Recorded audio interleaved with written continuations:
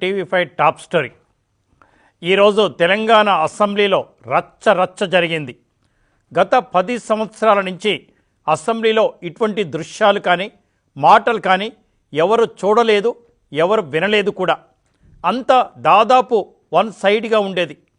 మొదట్లో 2014లో తెలుగుదేశం పార్టీ తరఫున 15 మంది గెలిచినా, 5 బీజేపీ తరఫున గెలిచినా, 20 మంది పైచెలకు కాంగ్రెస్ పార్టీ తరఫున గెలిచినా, ఆ తర్వాత కాలక్రమేణా వీరంతా కూడా టీఆర్ఎస్ పార్టీలో చేరిపోయారు. కాబట్టి అసెంబ్లీ అంటే ఏదో మనకు సంబంధం లేదులే, వాళ్ళు మాట్లాడుకుంటారులే అన్న రీతిలో కొనసాగింది. ఆ తర్వాత 2018లో కూడా గెలిచిన కాంగ్రెస్ సభ్యులందరూ కూడా టీఆర్ఎస్ వైపు వెళ్లడంతో కేవలం 5 మంది మాత్రమే కాంగ్రెస్ అభ్యర్థులు మిగిలారు. శ్రీధర్ బాబు గారు కానీ, బట్టి గారు కానీ, లేదా భద్రాచలం నుంచి గెలిచిన వీరయ్య గారు కానీ, సీతక్క కానీ, జగ్గారెడ్డి గారు, వీళ్ళ 5 మాత్రమే 2018లో గెలిచిన కాంగ్రెస్ పార్టీలో చిట్ట చివరి వరకు మిగిలిన వాళ్ళు.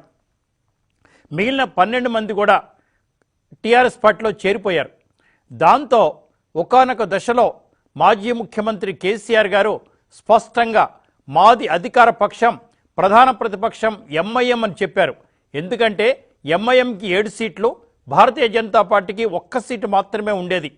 కానీ ఎంఐఎం అండ్ భారతీయ రాష్ట్ర సమితి పార్టీలు నేరుగానే అసదుద్దీన్ ఓవైసీ గారు చెప్పారు, మేం పోటీ చేస్తున్న దగ్గర మాకు ఓట్లు వేయండి, మేం పోటీ చెయ్యని చోట్ల బీఆర్ఎస్కి ఓటు వేయండి అని స్పష్టంగా చెప్పారు. అంతేకాకుండా కాంగ్రెస్ పార్టీని దుమ్మెత్తిపోశారు. ఇక భారతీయ జనతా పార్టీ పట్ల వారి వైఖరి ఎలా ఉంటుందో ప్రపంచం మొత్తానికి తెలిసిందే. మరి ఎన్నికలు అయిపోయాయి. తర్వాత భారతీయ రాష్ట్ర సమితి పార్టీ ప్రతిపక్షంలో కూర్చోవాల్సిన పరిస్థితి వచ్చింది. నిన్న మొన్నటి వరకు కూడా కాంగ్రెస్ పార్టీని పొగిడారు, వైఎస్ రాజశేఖర రెడ్డి గారిని పొగిడారు, 4% రిజర్వేషన్లు ఇచ్చారని చెప్పారు. ఉన్నట్టుండి ఈ రోజున ఏం జరిగిందో కానీ విద్యుత్ సంస్థల మీద, వినియోగం మీద, అక్కడ జరిగిన అవినీతి అంటూ కాంగ్రెస్ పార్టీ లేవనెత్తిన అంశాల మీద అక్బరుద్దీన్ ఓవైసీ బీఆర్ఎస్ పార్టీ కన్నా ఎక్కువ మేదేసుకొచ్చారు. కాంగ్రెస్ పార్టీని తూర్పార పట్టారు. మరి 2014 తర్వాతే తెలంగాణలో విద్యుత్ ఉందని, అంతేకాకుండా దేశం మొత్తం మీద ఎక్కువ విద్యుత్ తలసరి వినియోగం తెలంగాణలో ఉందని చెప్పుకురావడమే కాకుండా రాజకీయ మాటలు కూడా మాట్లాడారు. భారతీయ జనతా పార్టీ నాయకులు మహేష్ రెడ్డి గారైతే జాగ్రత్తగా మాట్లాడు, మీకన్నా మేము ఎక్కువ ఉన్నాం. 7 సీట్లు ఎంఐఎంకు ఉన్నాయి, 8 సీట్లు భారతీయ జనతా పార్టీకి వచ్చాయి. కాబట్టి ఎంఐఎం కన్నా భారతీయ జనతా పార్టీ ఈ రోజున తెలంగాణలో పెద్ద పార్టీ. ఎవరు అవునన్నా కాదన్నా, ఎవరు ఒప్పుకున్నా ఒప్పుకోకపోయినా ఆ పార్టీకి 4 ఎంపీలు ఉన్నారు, ఎంఐఎంకి 1 ఎంపీ ఉంటారు. 1 ఎంపీ కన్నా పెరిగేదే లేదు. భారతీయ జనతా పార్టీకి పెరిగే అవకాశాలు పూర్తి స్థాయిలో ఉన్నాయి. ఇవాళ 1 స్థానం నుంచి 8 మంది అసెంబ్లీ సభ్యులయ్యారు.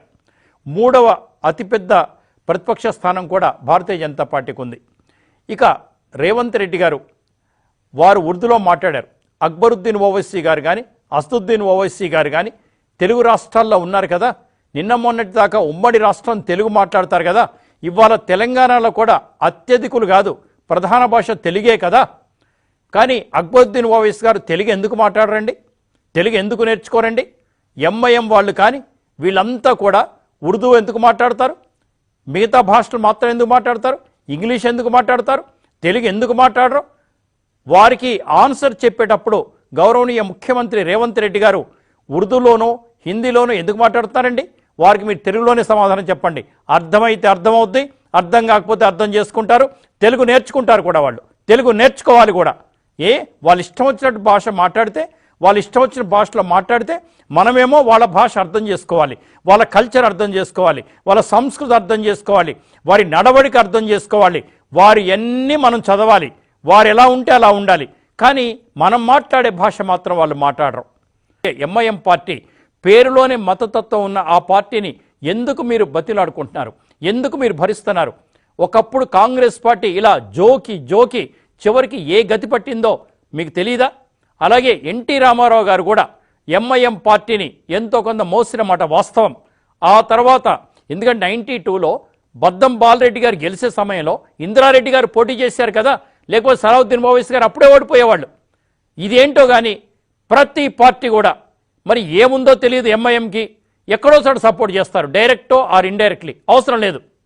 మొన్న కాంగ్రెస్ పార్టీ ఎంఐఎం సపోర్ట్ చేయకపోయినా గెలిచారు, ఎంఐఎం మిమ్మల్ని వ్యతిరేకించినా గెలిచారు. ఎంఐఎం పార్టీ పనిగట్టుకొని కాంగ్రెస్ పార్టీని ఓడించడానికి వారు చేయని ప్రయత్నం లేదు, చేయని కృషి లేదు. మీరంతా కూడా ఎంఐఎం పార్టీని వదిలేయండి. ఆ పార్టీ ద్వారా మీరు గెలిచేది లేదు, ఆ పార్టీ ద్వారా మీకు వచ్చేది లేదు. మిగతా ఓట్లు ఎందుకు పోగొట్టుకుంటున్నారు? దయచేసి ఇవాళ అక్బరుద్దీన్ ఓవైసీ గారు మాట్లాడిన మాటలు కరెక్ట్ కాదు. ఏం మాట్లాడుతూ ఉన్నారు? అలాగే అసలు యాక్చువల్గా ఏం జరుగుతోంది అసెంబ్లీలో? గత ప్రభుత్వంలో అవకతవకలు జరిగితే, అవినీతి జరిగితే ప్రజల సొమ్ము కాబట్టి రాబట్టే విధానం ఉంటుంది, ఒకవేళ చర్యలు తీసుకునే విధానం కూడా ఉంటుంది. అది పార్లమెంటరీ వ్యవస్థలో ఒక భాగం కూడా. కానీ జరుగుతుందేంటి? మళ్ళీ అసెంబ్లీలో ఏం మాట్లాడుతూ ఉన్నారు? ఇవాళ సిద్దిపేట, గజ్వేల్, ఆ తర్వాత దక్షిణ అంటే సౌత్ హైదరాబాద్లో కరెంట్ ట్రాన్స్మిషన్ లాసెస్ ఎక్కువ ఉన్నాయని చెప్తున్నారు. ఎందుకున్నాయండి ఆ ట్రాన్స్మిషన్ లాసెస్? ఈ 3 ప్లేసుల్లో ఎందుకున్నాయి? బిల్లులు ఈ 3 దగ్గర ఎందుకు తక్కువ వస్తున్నాయి? ఈ ముగ్గురు కట్టాల్సిన బిల్లులు మనందరం కడుతున్నాం, మిగతా వాళ్ళంతా కడుతున్నారు. అలాంటి పరిస్థితి రాకూడదు. ఆర్థిక పరిస్థితి మీద శ్వేతపత్రం విడుదల చేయాల్సిందే. 2014కి రాష్ట్రంలో ఉన్న అప్పులు ఎంత? మిగులు బడ్జెట్లో ఉన్న రాష్ట్రం అప్పుల పాలు ఎందుకు అయింది? ఇప్పుడు అప్పుల శాతం ఎంత? అప్పులు పెరిగాయి. అప్పులు పెరిగితే ఆస్తి కూడా పెరగాలి కదా. ఈ అప్పులతోటి ఎక్కడ ఆస్తి పెంచారు?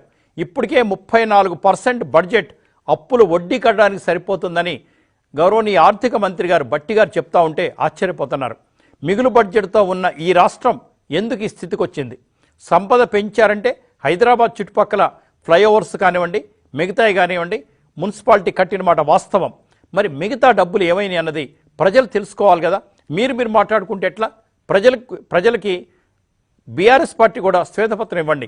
ఇదిగో మేము చేసిన అప్పులు 5 లక్షల కోట్లు, ఇదిగో మేము కొన్న ఆస్తులు ఇవి, మేము నిర్మించిన ఆస్తులు ఇవి, ప్రజలకి ఆస్తులు నిర్మించాం తప్ప అప్పులు కాదు అని మీరు కూడా చెప్పండి. తప్పేముంది దాంట్లో? మనకు